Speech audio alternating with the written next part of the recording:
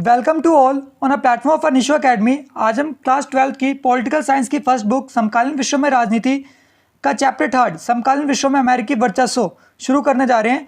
ये इस चैप्टर का पार्ट 4 है। ऑलरेडी इस चैप्टर के पार्ट 1, 2, 3 प्लेलिस्ट में अपलोडेड है, आप वहाँ से आके चेक कर सकते हैं ताकि आपको पार्ट 4 समझने में आसानी हो। शुरू करते हैं इसे आज के टॉपिक से।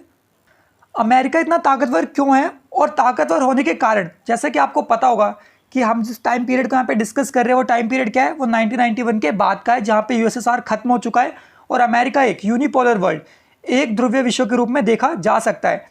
तो ऐसी कौन सी वजह रही होगी जिस वजह से अमेरिका इतना पावरफुल रहा होगा? क्योंकि आज का समय तो 2020 का है, लगभग हम कितने साल पहले की बात कर रहे हैं, लगभग हम 29 ईयर्स बिफोर की बात कर रहे हैं। तो हम कह सकते हैं अब जो है ना मॉडर्न वर्ल्ड के सिनेरियो में चेंज आ चुका है, काफ़ी बड़े लेवल पे चेंज आ चुका है। तो शुरू करते हैं, इसे देखते हैं।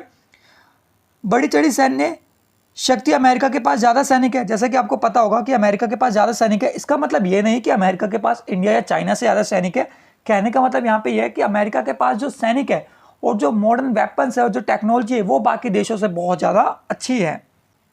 दुनिया की सबसे बड़ी आर्थिक शक्ति अमेरिका है। जैसे कि आपको पता होगा कि अमेरिका की जीडीपी ऑलमोस्ट सभी कंट्रीज से बहुत ज़्यादा बड़ी है और अमेरिका की जो एक्सपेंडिचर है, जो वे ऑफ वर्किंग कंडीशन है, प्रोडक्शन है, वो दुनिया के बाकी देशों से बहुत अलग है।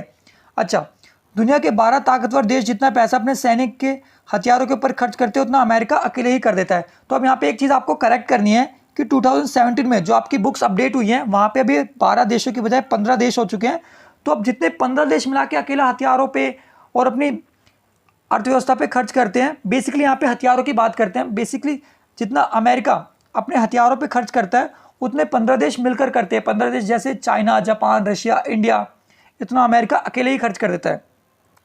दुनिया के सबसे अच्छे हथियार अमेरिका के पास है और तथा ये नए हथियारों का उपयोग करता है। तो अमेरिका के जो हथियार होते हैं काफ़ी पोर्टेबल होते हैं, काफ़ी लाइट वेट होते हैं, जिससे अमेरिका के सैनिक ईजिली किसी भी ऑपरेशन को अंजाम दे देते हैं। ओके, भारत को अमेरिका से कैसे संबंध रखने चाहिए? तो पहले तो आपको सिंपल सी बात पता होगी कि देखो इंडिया और अमेरिका के बीच में एक्सरसाइजेज भी शुरू हो चुकी है। जैसे टाइगर ट्रंप एक एक्सरसाइज है। टाइगर ट्रंप कौन सी एक्सरसाइज है? टाइगर ट्रंप एक ट्राई सर्विस एक्सरसाइज है जिसके अंदर नेवी, एयरफोर्स, आर्मी, यानी अमेरिका की नेवी, एयरफोर्स, आर्मी और इंडिया की navy, air force, army tiger Trump exercise में एक दूसरे के साथ हेल्प करती है। ऐसे युद्ध अभ्यास है जो one of the largest exercise है बिटवीन इंडिया एंड अमेरिका। ठीक है, अब देखते हैं भारत को अमेरिका से दूरी बनाकर रखनी चाहिए। अगर कोई भी विवाद होता है तो भारत को अमेरिका के गुस्से का सामना करना पड़ेगा।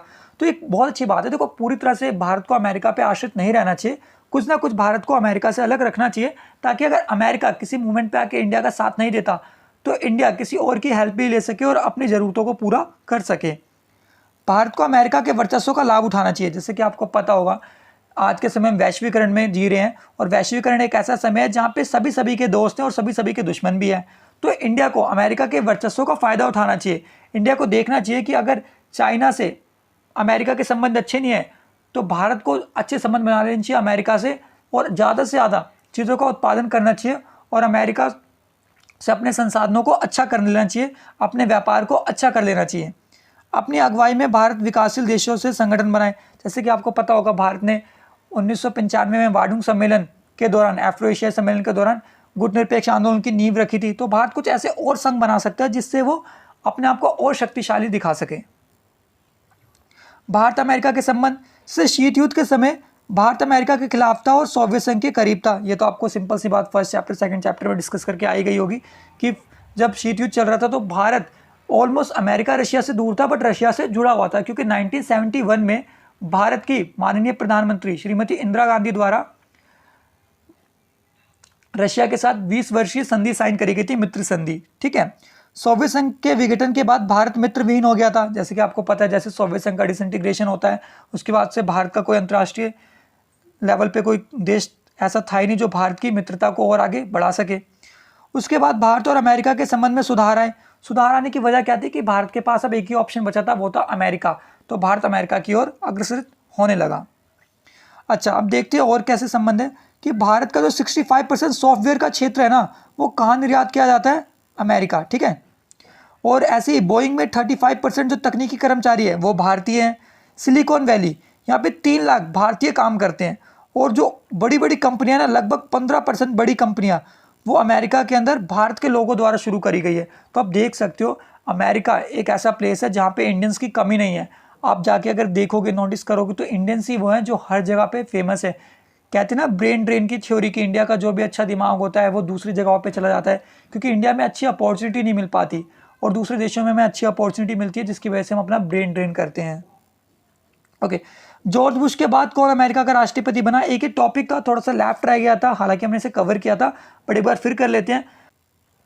प्रथम खाड़ी युद्ध के बाद 1992 में अमेरिका में राष्ट्रपति के लिए चुनाव हुए थे और इस चुनाव में कौन आए? बिल क्लिंटन 1992 और 1996 में राष्ट्रपति 2 बार चुने गए थे, राष्ट्रपति बन के आए थे, जिनके समय में एक ही घटना हुई थी, तंजानिया और केन्या के दूतावास पे हमला हुआ था, फिर ऑपरेशन इनफाइनाइट रीच चलाया गया। ठीक है, तो बस यही था, इसके अंदर ज़्यादा कुछ नहीं है। अगर आपको फिर भी लगता है कि कोई ऐसा टॉपिक जो हमने कवर नहीं किया तो आप कमेंट कर सकते हो, हम उसे अलग से दोबारा से कवर कर देंगे आपके लिए। ठीक है, keep loving, keep supporting team Nisho academy. Kindly like, share and subscribe your on YouTube channel and hit the bell icon for more upcoming updates, and you can also follow us on Instagram. Thanking you for watching our video.